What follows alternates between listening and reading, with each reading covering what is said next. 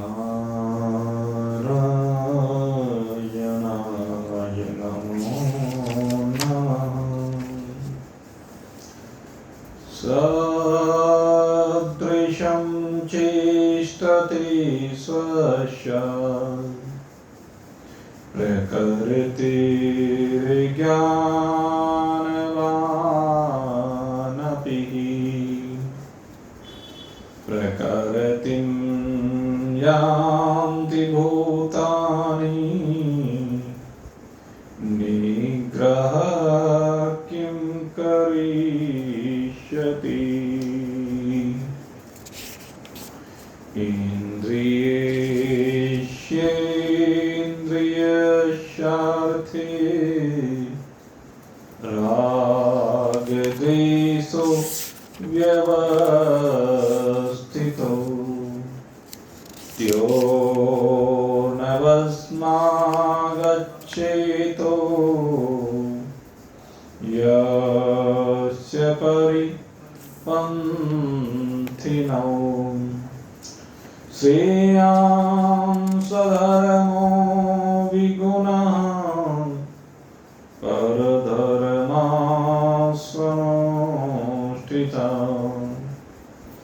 स्वधर्मे निधनं श्रेयः परधर्मो भयावहः।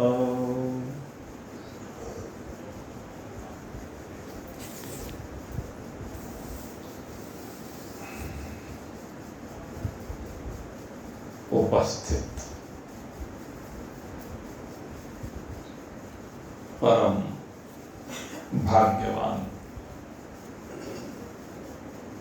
सत्संग प्रेमी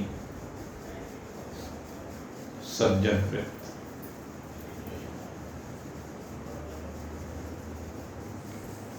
कल आपके सामने प्रकृति की क्रियाओं के संदर्भ में चर्चा की गई थी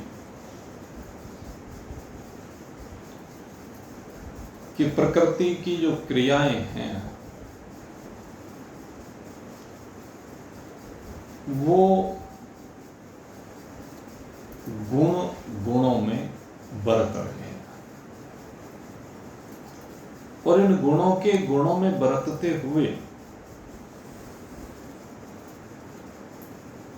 कोई उनसे चिपक जाए, उन क्रियाओं को अपनी मानने लगे, अपने में मानने लगे, तो कहते हैं भाई ये तो हठ धर्मिता है, दुराग्रह है। अब को करे सो करे भाई, अगर करेगा सो मरेगा, सीधी सी बात। सिद्धांत तो भगवान का यही है कि गुण गुणों में बरत रहे हैं और गुणों में बरतने से ही समस्त क्रियाएं होती हुई दिखाई देती है। कहते हैं जो भी कर्म ये होते हैं या जहां मैंपना जुड़ जाता है किए जाते हैं, तो ये जो कर्म किए जाते हैं इनमें दो बातें होती हैं। एक कर्म तो वो होते हैं जो स्वभाव के अनुसार होते हैं,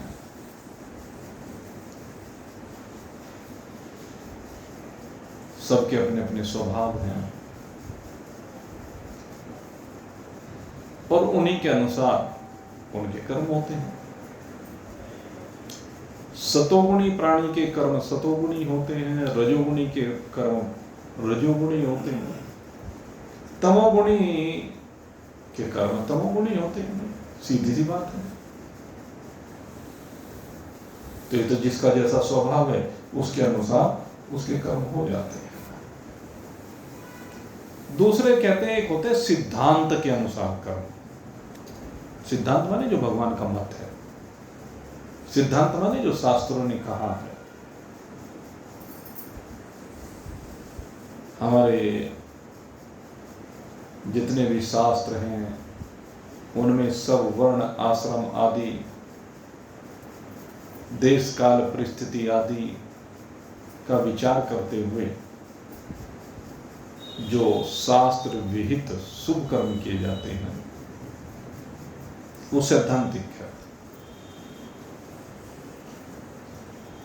तो इस प्रकार से कुछ कर्म सिद्धांत से होते हैं, कुछ कर्म स्वभाव से होते हैं, व्यक्ति की प्रकृति से होते हैं। और ये जो प्रकृति होती है व्यक्ति की, कहते हैं 2 प्रकार की प्रकृति होती है। एक प्रकृति तो है जिसमें राग और द्वेष जुड़ा हुआ है। राग और द्वेष जुड़ा होने से राग द्वेष संयुक्त कर्म होते हैं, और जहां पर राग द्वेष नहीं जुड़ा है तो स्वाभाविक कर्म होते हैं। अब आप कहेंगे इन दोनों के बीच भेद क्या है? एक राग द्वेष युक्त कर्म है और एक राग द्वेष विरहित कर्म है। अब इनकी पहचान कैसे हो?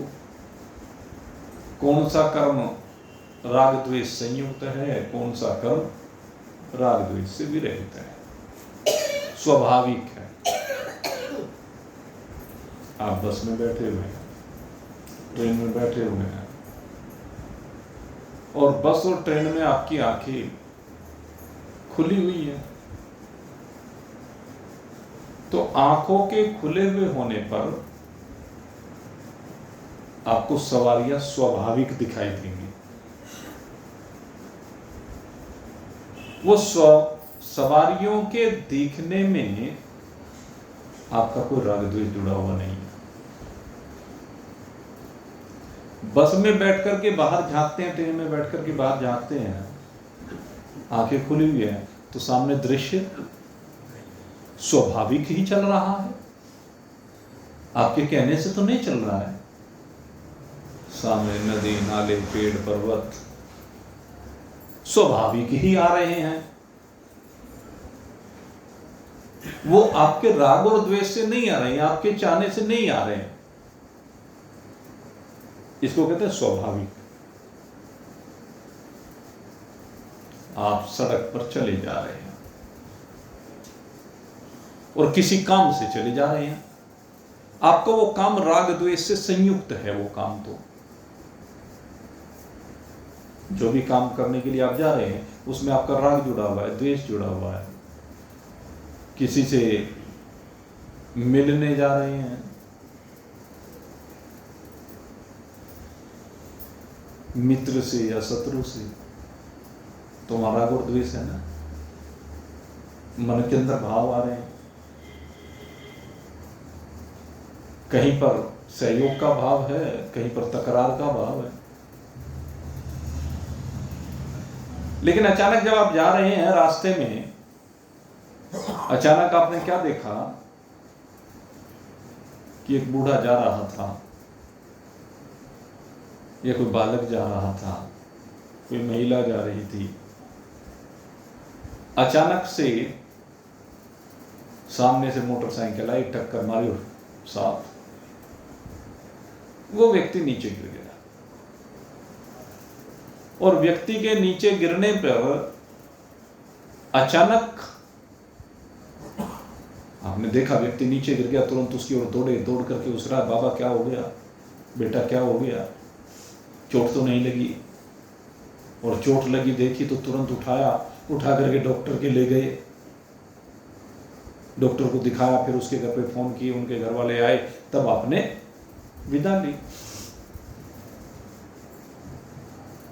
तो ये जो कर्म हुआ ये भी राग द्वेष संयुक्त कर्म नहीं है, ये भी स्वाभाविक है।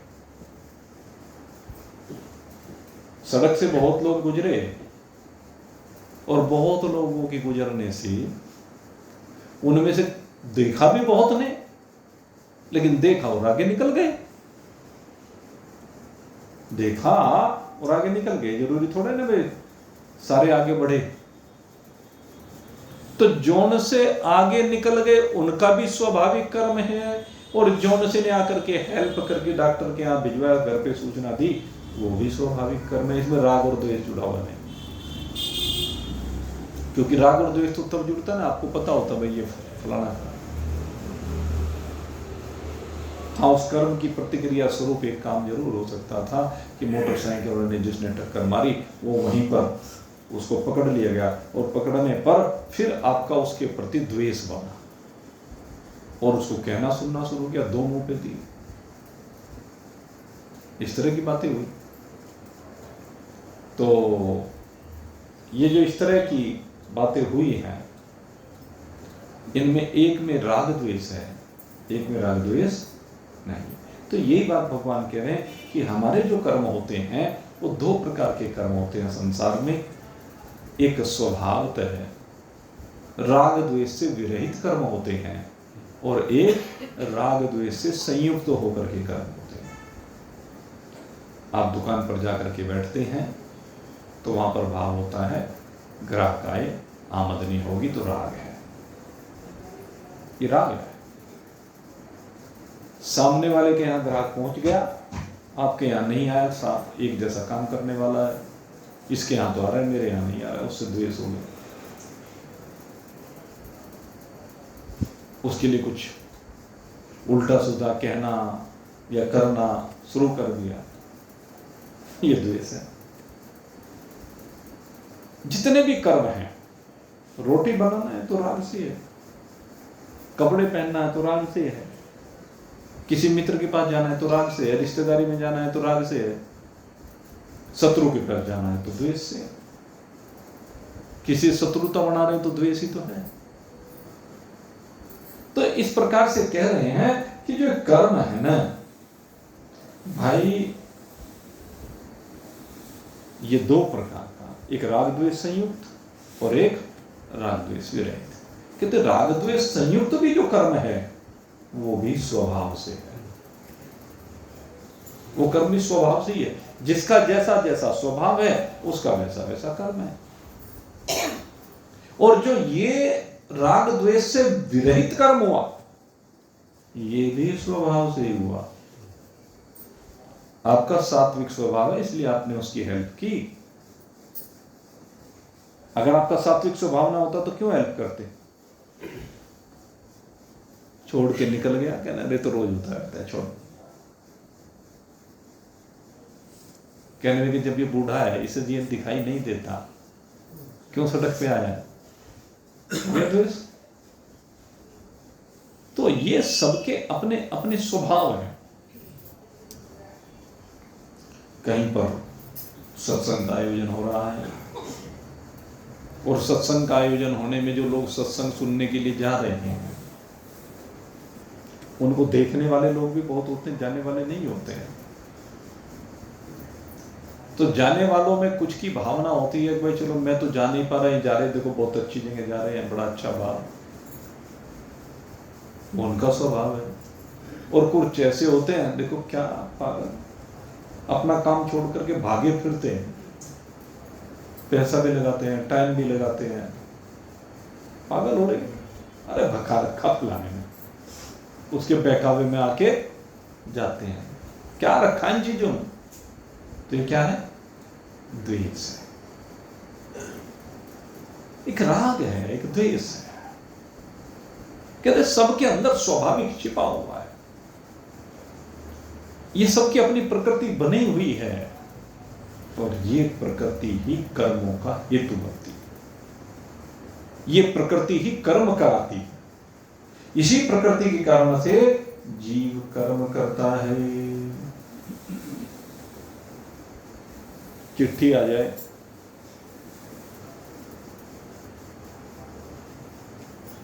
टेलीफोन आ जाए, किसका? बहन का आ गया, भैया हाँ बहन जी बताओ क्या बात है। अरे बड़ी खुशखबरी है। कहने क्या है? तेरे भांजे का रिश्ता तय हो गया। रिश्ता तय हो गया? अरे बड़ी खुशी की बात है। मैं कहा बहुत बढ़िया हुआ। तो ये क्या बोल रहा है? राग बोल रहा है। ये राग है। एक व्यक्ति का फोन आया और फोन आने में कहने लगे रे फलाना जो व्यक्ति है ना उसकी दुकान में आग लग गई, बहुत नुकसान हो गया बेचारे का। कहना बढ़िया बात। कहना बड़ा दुष्ट था, बड़ा पापी था, बड़ा परेशान करता था। तो ये क्या हुआ? द्वेष हुआ। राग और द्वेष से संयुक्त का रिश्तेदार के यहां से निमंत्रण आया तो उससे चूंकि राग है, और शत्रु के यहां से निमंत्रण आया तो उससे द्वेष है। तो दोनों तरफ भाव भिन्न प्रकार के हैं। एक राग संयुक्त भाव है, एक द्वेष संयुक्त भाव है। तो ये चीज तो हुई स्वाभाविक। एक दूसरी बात कही कि ये तो कर्म है स्वाभाविक, जो स्वभाव के अनुसार होते हैं। दूसरे सैद्धांतिक कर्म, और कहते हैं जो सैद्धांतिक कर्म है ये क्या है? कहते हैं अपने शास्त्रों को पढ़ना, पढ़ाना, पठन पाठन आध्यात्मिक ग्रंथों का। कहते हैं ये सिद्धांत है। भगवान को मानना ये सिद्धांत है। भगवान की मानना ये सिद्धांत है। महान पुरुषों के आचरण को देखना और देखने के बाद जैसा वो आचरण करते हैं वैसा आचरण करना ये सिद्धांत है। भगवान का नाम लेना, भगवान के नाम का कीर्तन करना, भगवान के मंत्र का जाप करना, भगवान से प्रार्थना करना, उनकी वंदना करना, स्तुति करना, उनसे प्रेम करना, उनके भक्तों से प्रेम करना, ये सिद्धांत है।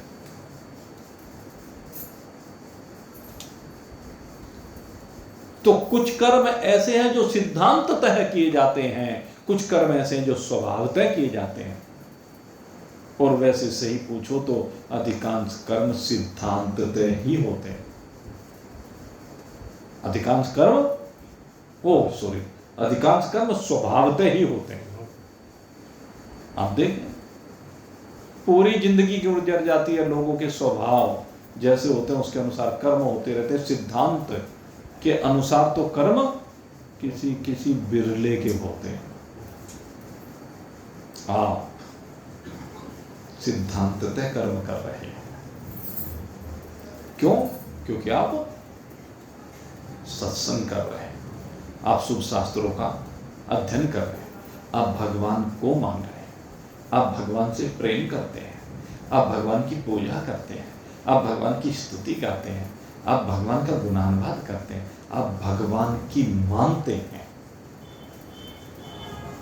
तो ये भगवान की बहुत बड़ी कृपा आपके ऊपर हुई है, जिसके कारण आप सिद्धांततः कर्म कर रहे हैं और आप बिरले हैं। बिरले हैं। शामली में 2 लाख लोग रहते हैं। 2 लाख लोग। 2 लाख लोगों में कितने लोग हैं जो सत्संग करते हैं, जो स्वाध्याय करते हैं? उपदेश देने वाले तो बहुत हैं, लेकिन स्वाध्याय सत्संग करने वाले हम उन लोगों को मानते हैं जो जीवन में उतार भी रहे, जिस चीज का वो अध्ययन कर रहे हैं, जिसको मान रहे हैं, उनकी भी मान रहे हैं, उनके स्वभाव को अपने जीवन में उतार रहे हैं। वो व्यक्ति है, उनके ऊपर बड़ी कृपा हुई है। और आप, इसीलिए मैं कह रहा हूं, बहुत भाग्यवान है, क्योंकि आप सत्संग भी कर रहे हैं, आप स्वाध्याय भी कर रहे हैं, और आप ये सत्संग और स्वाध्याय करते हुए अपने जीवन में कुछ उतार रहे हैं, कुछ उतारने का प्रयास कर रहे हैं। 100% सब नहीं उतार पा रहे, लेकिन उतारने तो लगे हैं ना। आप शुभ कार्यों में लगे हुए तो हैं ना, आपका तन शुभ कार्यों में तो लग रहा है ना, आपकी वाणी शुभ कार्यों में तो लग रही है ना, आपका धन तो चाहे कितना भी लग रहा हो, लेकिन शुभ कार्यों में लग रहा है ना, लगता। तो ये सिद्धांततः कर्म है, और ये जो सिद्धांततः कर्म होते हैं, ये व्यक्ति को उत्थान की ओर लेकर जाते हैं। जो स्वाभाविक कर्म होते हैं, उन स्वाभाविक कर्मों में जो राग द्वेष संयुक्त कर्म होते हैं, वो पतन की ओर लेकर जाते हैं, वो नीचे की ओर लेकर जाते हैं। वो इस जीव को कभी स्वर्ग में लेकर जाते हैं, कभी नरक में लेकर जाते हैं। लेकिन जो कर्म राग और द्वेष से विरहित स्वाभाविक भी हो रहे हैं, उनका कोई फल नहीं मिलता। एक ही चीज और समझ लीजिए, ये बहुत बढ़िया समझने की चीज है। कुछ कर्म ऐसे होते हैं जो स्वाभाविक हो तो रहे हैं, लेकिन आपका राग और द्वेष नहीं है, तो समझ लीजिए उनका फल भी उत्पन्न नहीं होता। समझ लीजिए वहां पर असंगता आ गई। जैसे वृक्ष है, वृक्ष के पत्ते स्वभावतः हिल रहे हैं, स्वभावतः हिल रहे। ऐसे जो महान पुरुष हैं, उनके जो कर्म हैं, वो इन हिलते हुए पत्तों के समान है। जो शरीर की प्रकृति बनी हुई है, शरीर का स्वभाव बना हुआ है, उस शरीर के स्वभाव के अनुसार स्वतः हो रहे हैं। वो कर्म उनके नहीं, क्योंकि उन कर्मों में न उनका राग है न द्वेष है, वो दोनों से विरहित है। इसलिए वो ज्ञानी है, इसलिए वो मुक्त है। आंखों का खुलना और बंद होना, ये कोई करता है क्या? स्वभावतः होता है। आंखों के खुलने और बंद होने का जो कर्म हो रहा है, इसका कोई पाप पुण्य नहीं होता, इसका कोई फल नहीं होता। ये धर्म अधर्म से परे स्वभावतः है, राग द्वेष विरहित। तो राग द्वेष से विरहित होकर के जो कर्म होते हैं, वो फल उत्पन्न करने वाले नहीं होते। आंखों के खुलने बंद होने में कोई फल हुआ क्या? पत्तों के हिलने में कोई कर्म हुआ क्या? हवा के चलने में कोई कर्म हुआ क्या? सोचो, स्वभावतः दिल स्वभावतः धड़क रहा है, कोई राग द्वेष थोड़ा ही ना है। इसलिए इनसे पुण्य और पाप नहीं होता। ठीक इसी प्रकार से महान पुरुषों से कोई कर्म नहीं होता, क्योंकि उनका राग और द्वेष नहीं होता। वो बिल्कुल असंग होते हैं, वो बिल्कुल विनिर्मुक्त होते हैं। भले उनमें कर्मों का आरोप दिखता हो, कर्मों का आरोप दिखता जरूर है। जैसे एक टीचर होता है, नर्सरी का टीचर है सपोज, नर्सरी का टीचर बच्चों को पढ़ाता है, और जब पढ़ाता है तो क्या पढ़ाई पढ़ाता है? ये यही तो पढ़ाएगा। उसे ये पढ़ने की जरूरत नहीं है, लेकिन वो पढ़ा रहा है। तो वो ये उसको चिपकेंगे क्या? बच्चे को सिखाना है, अभी शुरुआत हुई है, इसलिए उसे अपनी स्थिति से नीचे आना पड़ा। वो भी ग्रेजुएट है, वो भी पोस्ट ग्रेजुएट है, और बड़े बड़े शहरों में तो आजकल इंजीनियर्स पढ़ा रहे हैं नर्सरी के बच्चों को। आपको बताएं, ऐसी स्थिति है। मेरे पास विद्यालय में कई इंजीनियर बीटेक किए हुए पढ़ाने के लिए आए, छोटी क्लास और एमएससी किए हुए बच्चे प्राइमरी को पढ़ाते हैं। हम कहीं भाई कुछ ऊपर उठ जाओ, नहीं ठीक है, बस यही ठीक है, मुझे तो इन्हीं में मजा आता। एक टीचर है ऐसा हमारे पास, एमएससी केमिस्ट्री है। एमएससी केमिस्ट्री होने के बावजूद वो 5th से ऊपर पढ़ाना ही नहीं चाहता कि नहीं बस 3rd 4th 5th ठीक है, मेरी कम से कम ऊपर हुई तो एमएससी केमिस्ट्री कोई लाभ उठा, तो धीरे धीरे करके चल आगे क्लास बढ़ता चला जाए एक एक करके, तो तू तो बहुत अच्छा पढ़ा सकता है, अच्छा टीचर है। अरे नहीं बस मैं तो इसी में मस्त रहता हूँ, बच्चों में अच्छा लगता है। तो ऊपर की स्थिति में होने के बावजूद बच्चों को पढ़ाने के लिए नीचे आना पड़ता है। ठीक इसी प्रकार से जो ज्ञानी महान पुरुष होता है, वो जब संसार में व्यवहार करते हैं तो संसार में व्यवहार करते हुए ऊपर से नीचे उनको आना पड़ता है, अपनी स्थिति से नीचे आना पड़ता है, लेकिन नीचे की स्थिति में आकर भी वो असंग होते हैं।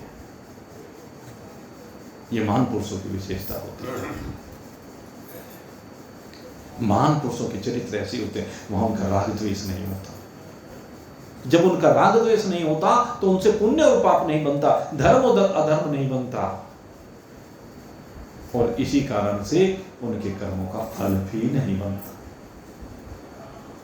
वो वृक्ष के पत्तों की भांति हिल रहे हैं, उनके शरीर हिल रहे हैं, और हिलते हुए कर्म हो रहा है। जब वृक्ष के पत्ते हिलेंगे तो वायु का, स्वच्छ वायु का प्रवहन तो होगा ना। ठीक इसी प्रकार से महान पुरुषों के शरीर जब हिलेंगे, वाणी जब हिलेगी, आंखें जब हिलेंगी, तो उनसे भक्तों के कल्याण का रास्ता तो खुले ही खुलेगा। लेकिन उस रास्ते के खुलने में उन महान पुरुषों को कोई राग और द्वेष, कोई फल का भोग नहीं होगा, क्योंकि वे सदा ही असंग है, वो सदा ही मुक्त है। तो महान पुरुष इस प्रकार के होते हैं कि चाहे देखने की क्रिया हो, चाहे सूंघने की क्रिया हो, चाहे सुनने की क्रिया हो, चाहे स्पर्श करने की क्रिया हो, कहते वो क्रियाएं चाहे स्वभावतः हो, चाहे सिद्धांततः हो, क्योंकि स्वभाव से भी क्रियाएं हो रही हैं और सिद्धांत से भी क्रियाएं हो रही हैं। कहते चाहे किसी से भी क्रियाएं हो, कहते महान पुरुष न स्वभावतः होने वाली क्रियाओं से बंधता है, न सिद्धांततः होने वाली क्रियाओं से बंधता है। उसका किसी में कोई भी राग और द्वेष नहीं होता है। जिसका राग द्वेष होता है वहीं पर क्रियाओं में अशुद्धियां आ जाती हैं, वहीं पर क्रियाओं में मिलावट आ जाती है, वहीं पर संबंध बन जाता है, वहीं पर जुड़ाव बन जाता है। और जैसे जुड़ाव बनता है, हथकड़ियां बेड़ियां पड़ जाती, सीधी सी बात, हथकड़ियां पड़ जाती हैं, बेड़ियां पड़ जाती है संबंध के साथ ही। राग द्वेष के कारण से यही अशुद्धि है, यही मिलावट है, यही गंदगी है। और महान पुरुष कहते हैं इन्हीं चीजों से बचे हुए। महान पुरुषों को ये चीजें छूती भी नहीं है। महान पुरुषों के जो उनका शरीर है, उनसे क्रियाएं स्वतः होती हैं, उनमें कोई कर्तृत्व अभिमान नहीं होता। जो ज्ञानी है, एक तो ज्ञानी की बात की, और एक दूसरा कहते हैं एक होता है साधक। ज्ञानी तो परमात्मा को प्राप्त है। जो परमात्मा को प्राप्त ज्ञानी है वहां कर्तव्य तो अभिमान बिल्कुल भी नहीं है, रत्ती मात्र भी नहीं, कोई चिपकाव नहीं, बिल्कुल असंगता है। इसलिए वहां पर मुक्ति है, बंधन नहीं। लेकिन कहते हैं जो साधक है, साधक की क्रियाओं में और ज्ञानी की क्रियाओं में फर्क है। ज्ञानी की जितनी क्रियाएं हैं वो न चाहे स्वाभाविक शरीर से हो भी रही हो, लेकिन उसकी क्रिया न स्वाभाविक मानी जाती है न सैद्धांतिक मानी। ज्ञानी की क्रियाएं स्वाभाविक भी नहीं है और सैद्धांतिक भी नहीं है, वो दोनों की सीमाओं से वो ऊपर उठ चुका है, उसके ऊपर शास्त्र की मर्यादा लागू नहीं होती। लेकिन साधक की क्रिया, कहते साधक की क्रियाएं सैद्धांतिक हैं और होनी भी चाहिए।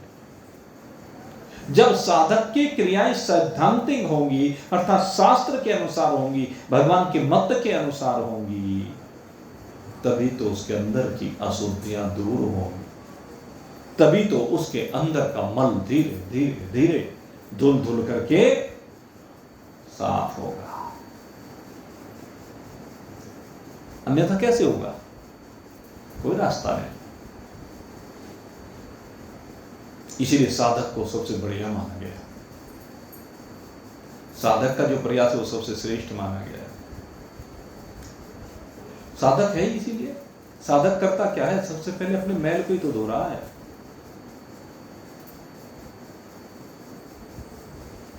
वैसे तो हर व्यक्ति साधक है, लेकिन बस फर्क ये है कि कुछ लौकिक साधक होते हैं, कुछ पारमार्थिक साधक होते हैं। गंदगी लौकिक साधक भी दूर करता है। सुबह ही उठ के सबसे पहले यही काम होता है। कोई भी हो, सबसे पहले शरीर को शुद्ध करता है, शरीर की गंदगियों को दूर करता है। लेकिन जो लौकिक गंदगियों मत को दूर करता है वो साधक नहीं कहलाता है। साधक वही कहलाता है जो अंदर की गंदगियों को दूर करता है। और साधना की ही ली जाती है। हर साधना अशुद्धि को दूर करने के लिए है। हर साधना। और अशुद्धियों को दूर किस लिए किया जाता है? कि जो तेरा शुद्ध स्वरूप है वो तुझे प्राप्त हो जाए। जैसे मैं उदाहरण दिया करता हूं, गंगा जी जहां से अवतरित होती हैं गौमुख, वहां पर गंगा जी का जो जल है वो बिल्कुल पवित्र है, एकदम शुद्ध है। ये मान्यता है 100% शुद्ध। लेकिन वही जल जैसे जैसे आगे बढ़ता है उसमें अशुद्धियां मिलती चली जाती हैं और अशुद्धियां मिलते मिलते मिलते वो जल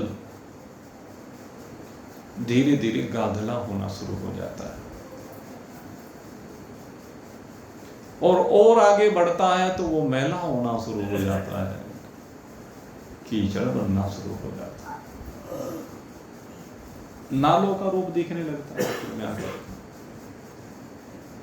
लेकिन कितनी भी अशुद्धियां मिल जाए, कितनी कीचड़ मिल जाए, गंदगी मिल जाए, लेकिन गंगा जल तो आखिर तक रहता है कि नहीं रहता? उसमें गंगा जल उसमें रहता है। ठीक इसी प्रकार से आप अपने जीवन की जो यात्राएं करते चले आए हैं, इस मनुष्य शरीर की यात्रा मैं नहीं कह रहा हूं, केवल इस मनुष्य शरीर से पहले भी न जाने कितनी यात्राएं आपने की हैं।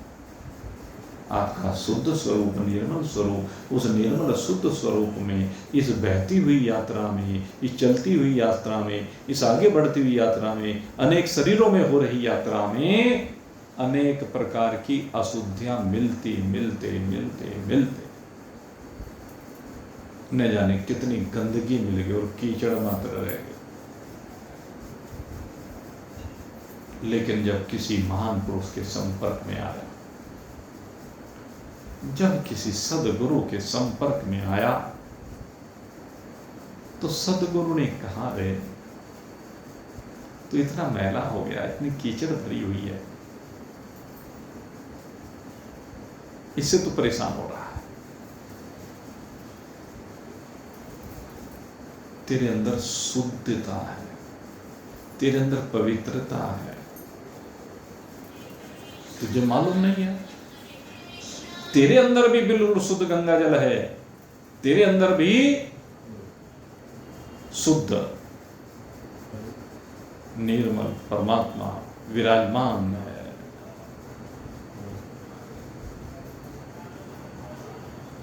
उस निर्मल परमात्मा को, उस शुद्ध परमात्मा को तुझे प्राप्त करना है। कि मैं गुरुदेव, मेरे अंदर भी निर्मल है, मेरे अंदर भी पवित्र बैठा हुआ कि हाँ, तेरा वास्तविक स्वरूप वही है, लेकिन उस शुद्ध स्वरूप, उस परमात्मा स्वरूप में कुछ गंदगियां मिली है, और तू उस शुद्धता को प्राप्त कर सकता है, उस निर्मलता को प्राप्त कर सकता है। कि कैसे गुरुदेव? कहते हैं जितनी अशुद्धियां मिली हैं, जैसे आपने देखा होगा नदियों के किनारों पर जगह जगह अब वाटर ट्रीटमेंट प्लांट लगे, वाटर ट्रीटमेंट प्लांट लगे। ये जो वाटर ट्रीटमेंट प्लांट लगे हुए हैं, इनमें क्या होता है, क्या तरीका होता है? कहते हैं इनमें शोधन होता है, और शुद्ध करके इनमें से गंदगियां निकाल करके जल को साफ किया जाता है, साफ जल अलग कर दिया जाता है। गंदा माल एक तरफ और शुद्ध जल एक तरफ। तो साधक को यही करना है। अपने अंदर पहले क्या है, कहले जो ईंट पत्थर रोड़े आदि हैं, सबसे पहले उसमें से उनको निकाला जाता है। ईंट है, पत्थर है, रोड़े हैं। जैसे मान लीजिए गेहूं को साफ करना होता है तो आप उनमें कंकर आदि निकालते हैं ना, पहले उसमें ढूंढल आदि निकालते हैं। तो यही करना है, जो रोज के लौकिक व्यवहार में कर रहे हो वही करना है। इस आपके स्वरूप में जो ये मिल गए हैं काम क्रोध के रोड़े, लोभ मोह मात्सर्य की ढूंढल, इनको निकालिए, और इनको निकालने से धीरे धीरे धीरे ये गंदगी दूर हो जाएगी। फिर कुछ केमिकल भी मिलाना पड़ता है, वो केमिकल जो उसमें उसी की जाति की अशुद्धियां मिली हैं उनको साफ कर देता है, उनकी जाति की अशुद्धियों को दूर करने के लिए होता है, और फिर आखिर में बिल्कुल शुद्ध जल निकल आता है। ये आरओ क्या है? आज सबके घरों में आरओ लगे हुए हैं। आरओ एक छोटा सा वाटर ट्रीटमेंट प्लांट है। और क्या है? ये क्या करता है? इसके अंदर जो गंदगी भरी है, इस गंदगी को बाहर निकालता है और आपको बिल्कुल शुद्ध निर्मल जल प्रदान कर देता है। यही काम सत्संग करता है। जब सत्संग में कोई व्यक्ति जाता है तो वहां पर यही काम किया जाता है। हर साधक यही काम करता है। उसमें चाहे पहले कर्मकांडिक क्रियाएं करे, सकाम कर्म योग करे, निष्काम कर्म योग करे, उसके बाद सगुण उपासना करे साकार भगवान की, फिर निर्गुण उपासना करे, फिर अहंज्ञ उपासना करे, ये सब शुद्धिकरण है। उसके बाद अपने स्वरूप का श्रवण करे, मनन करे, निधिध्यासन करे। पहले क्रियाएं दूसरे के लिए हो रही है, श्रवण मनन निधिध्यासन में क्रिया अपने लिए हो रही है। पहले अपने से अलग भगवान को देखने के लिए हो रही है, फिर अपने में ही उस परमात्मा स्वरूपता को अनुभव करने के लिए श्रवण मनन निधिध्यासन की क्रियाएं हो रही हैं। और ये सब चीज को बाहर निकाल देती है श्रवण मनन निधिध्यासन। ये सारी गंदगी का शोधन कर देती है और रह जाता है एक शुद्ध सच्चिदानंद घन ब्रह्म। उसके अतिरिक्त और कुछ भी रहता नहीं है। तो ये सब साधनाएं हैं। तो जो साधक होता है, कहते हैं उसकी क्रियाएं गुरुदेव की आज्ञा के अनुसार होती है, भगवान के कहे अनुसार होती है, शास्त्रों की मर्यादा के अनुसार होती है। वो हर स्थिति में शास्त्र की मर्यादाओं का पालन करता है। और ये शास्त्र की मर्यादाएं पहले उसके भोजन में दिखाई देती है, उसके वस्त्रों में दिखाई देती है। अब देख लेना, जितने साधक होंगे उनके वस्त्र बदल जाएंगे। साधकों की एक विशेष पहचान है, आपको होता है। जो वास्तव में सच्चे साधक हैं, उनका रंग बिरंगी दुनिया की तरफ से मोह हट जाएगा। रंग बिरंगे लिबास पहनने बंद हो जाएंगे। कभी भी देख लेना, बिल्कुल सादगी उनमें दिखाई देगी, साधारणता दिखाई देगी, सरलता दिखाई देगी स्वभाव में। भगवान ने कहा, सरल स्वभाव न मन को टिलाई। क्या होगा? उनका स्वभाव बिल्कुल सरल हो जाएगा, उनका व्यवहार बिल्कुल सरल हो जाएगा। उन्हें कहीं भी नकारात्मकता दिखाई नहीं देगी, उन्हें दूसरे की कमियां दिखाई नहीं देंगी, दो छिद्रान्वेषी नहीं रहेंगे। जिनके अंदर अभी ये बीमारी बनी हुई है कि वो दूसरों के छिद्रों को देखते हैं, कि ये भी स्वभाव है, दूसरों की कमियों को देखते हैं, हर जगह मीन मेख निकालते हैं, हर जगह कमियां निकालते हैं, छिद्रान्वेषण। तो ऐसे लोग समाज में सम्मान नहीं पाते, वो इस गंदगी से बाहर नहीं निकल पाते।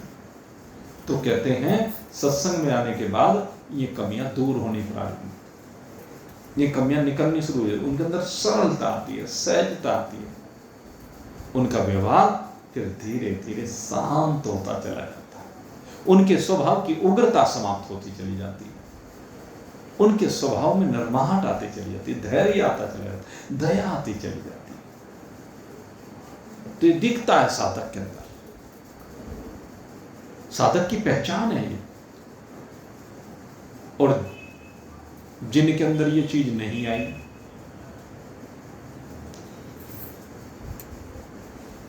ये विश्लेषण अपने आप ही कर सकते हो। ये भी बता दो, अपने अंदर झांक झांक के देखो। अब कमियां दूसरे की देखनी बंद हुई कि नहीं? अगर अभी भी आपके स्वभाव में ये बना हुआ है कि दूसरे की कमियां एकदम देख लेते हो और उसके ऊपर अपने दिमाग को घुमाते हो, इसने ऐसा क्यों किया, इसे ऐसा करना चाहिए था, वैसा करना चाहिए, तो आप साधक नहीं। ये साधना की बहुत बड़ी पहचान। दुनिया की चमक धमक में अभी भी आपकी रुचि बनी हुई, आपका मन लगा हुआ है, अंदर से आप उस चमक धमक में फंसे पड़े हैं, तो साधक नहीं है। अपने भोजन को उठा करके देख लीजिए, कैसा भोजन कर रहे हो। अगर भोजन में भी सरलता नहीं आई है, शुद्धता नहीं आई है, तो समझ लीजिए साधक नहीं है। बहुत सी चीजें हैं अपने आप को जज करने के लिए, अपने आप को पहचानने के लिए। इन सब चीजों को पहचानना पड़ेगा, समझना पड़ेगा, और इन सब चीजों को अंदर से, एक तो मजबूरी है। मजबूरी कैसी होती है? बीमार हो गए, डॉक्टर साहब के पास गए, डॉक्टर साहब ने कह दिया मीठा खाएगा, शुगर बढ़ जाएगी, और इतनी बढ़ जाएगी कि तेरे पैर सुन होने लगेंगे, और फिर जयराम जी की हो जाएगी, एकदम सारी मुसीबतें काम करनी बंद कर देगी। अब जब डॉक्टर ने ऐसा कहा, सारी मशीनें काम करना बंद कर देगी। हाँ, और फिर मर जाएगा। नो, मुझे नहीं मरना है। कहने नहीं मरना है तो मीठा करो। कहने छोड़ दिया। कब छोड़ा? डॉक्टर के कहने पर छोड़ दिया। लेकिन जैसे ब्याह शादी में गया, सामने दावत, सामने स्टॉल सजे हुए, उन्हें देख करके जीभ लपलपाने लगी। और जब जीभ लपलपाई तो जबरदस्ती स्वभाव व उधर को खींचा चला गया कि दांव लग गया। तो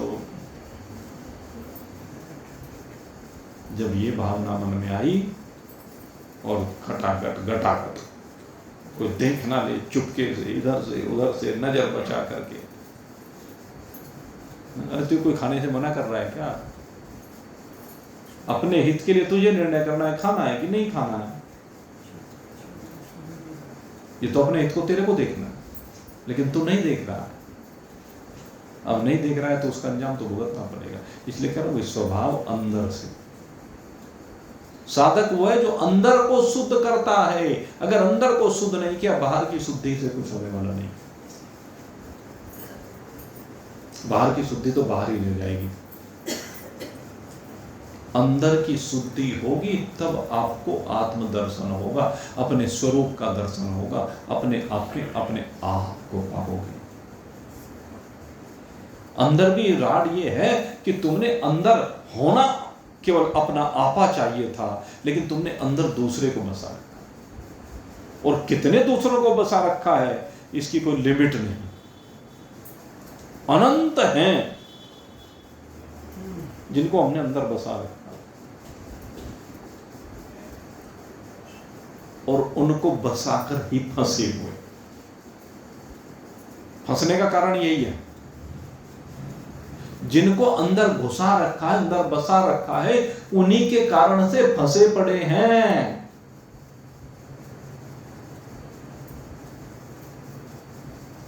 व्यवहार सबके साथ होता रहे, प्रकृति के गुण अपने आप कराते रहेंगे। बूढ़े के गिरने पर स्वभावतः अपने आप ही कर्म हो गया कि नहीं हो गया? ऐसे जब पेट में भूख लगेगी तो स्वभावतः उसमें भोजन डाला जाएगा।